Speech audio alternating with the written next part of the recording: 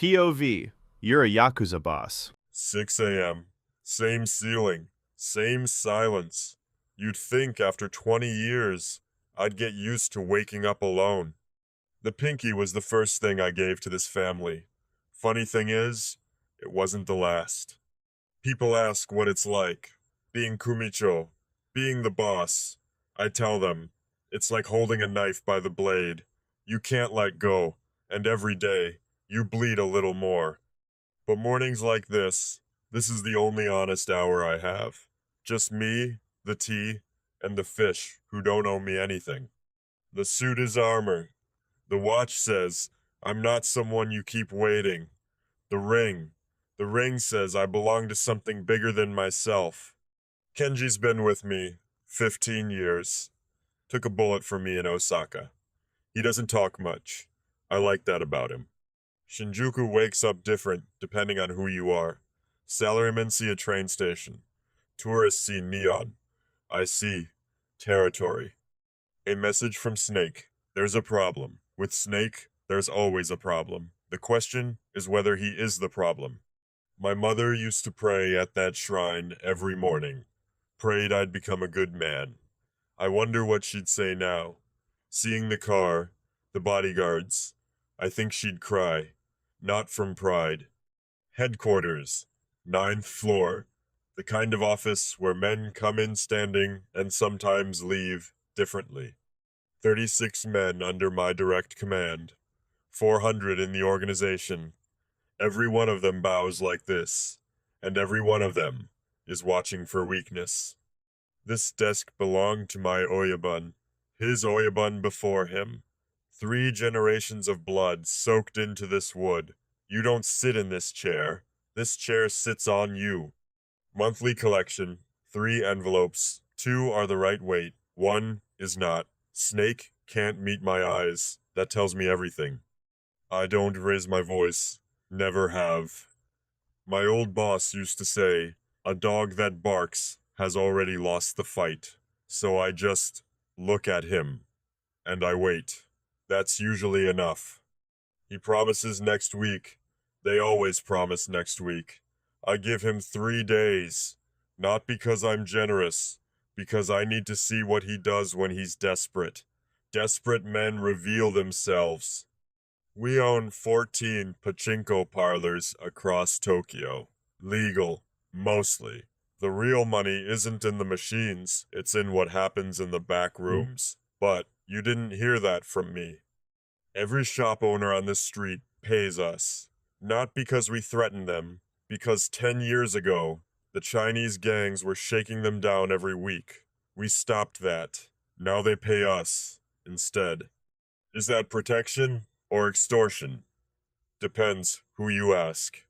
Tanaka-san owns a watch repair shop. His hands shake every time. I know his daughter just got into Waseda University. I know because I wrote her recommendation letter. This world, it's complicated. There's about 10 minutes every evening where Tokyo belongs to no one. The salarymen have gone home. The nightlife hasn't started. For 10 minutes, this city holds its breath. And so do I. Tanaka Shigeru, 72 years old, runs the Kansai Syndicate. They say he strangled a man with a telephone cord in 1986. Now he eats tofu and talks about his grandchildren. That's the thing about this life. The most dangerous men look the most peaceful. We toast. In Japan, you never pour your own sake. Someone always pours for you. It's about trust. The irony is, neither of us trusts the other, but we pour anyway. A warehouse at Yokohama Port. He wants to split it 50-50. A joint venture, he calls it. My father had a word for deals like this. He called them the first bite of the trap. But sometimes you have to step into the trap to see who set it. I say yes, not because I trust him, because saying no would start a war, and war is expensive. Besides, I have people inside his organization. He probably has people inside mine. That's how this game works. Smiles over sake, knives under the table. Kabukicho, at midnight. This is where Tokyo stops pretending. Every light is a promise, every shadow is a secret, and I own about 40% of both. And there he is, Snake, the man who was short on his payment this morning. Now he's at MY Club, talking to someone I don't recognize. Kenji sees it too. We don't say anything. We don't need to. Some situations, you just let them develop. Like a photograph in a dark room, you wait for the picture to appear. I send Kenji home after midnight. He argues. He always argues. But there are parts of the night that belong only to me. The parts where I'm not Kumichō, where I'm just Ryuji.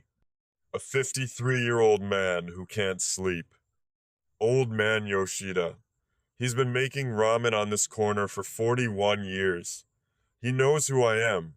He doesn't care. He treats me the same as he treats the drunk college kid 2 seats over. Do you know how rare that is? To be treated like a normal person? It's the most expensive luxury in my life. And it costs 800 yen. Donkotsu. Extra kashu. Soft-boiled egg. He always adds an extra piece of nori for me. Never says why. I never ask. Some kindnesses are better left unexplained. Mama-san Kimura. She knew my wife. Before, she never brings it up. Just nods. Pours me one drink. We sit in silence. Sometimes, silence is the most honest conversation 2 people can have. Yuki. My wife. 7 years now. Car accident, they said. I know it wasn't. I know exactly who, and I know that the man responsible is already gone. But knowing doesn't fill the empty side of the bed. Knowing doesn't make the house any less quiet. People see the money, the power, the respect. They don't see this part, the 2 a.m. part, where you sit alone and wonder if any of it was worth it.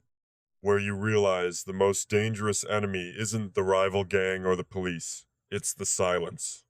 Same hands, different light. Morning makes everything look possible, night tells you the truth. Tomorrow I'll wake up, same ceiling, same silence. I'll drink tea with the fish, put on the suit, become the boss again, because that's what this life is, not a choice. A sentence. And I haven't finished serving mine.